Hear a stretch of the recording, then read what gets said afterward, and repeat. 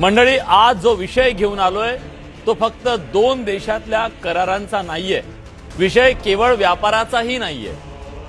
तो शेतात घाम गाळणाऱ्या हातांचा आहे, कर्जाच्या ओझ्याखाली वाकलेल्या खांद्यांचा आहे आणि उद्याच्या आशेवर जगणाऱ्या लाखो शेतकरी कुटुंबियांचा आहे. गेल्या 15 दिवसात जे घडलं ते फक्त बाजारातल्या आकड्यांचे चढ उतार नाहीयेत.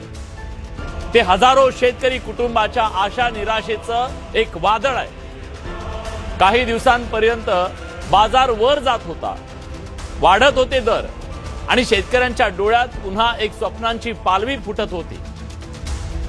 यंदा काहीतरी बरं होईल, सावरू अशी मनातली कुजबूज होती. पण अचानक सगळं बदललं.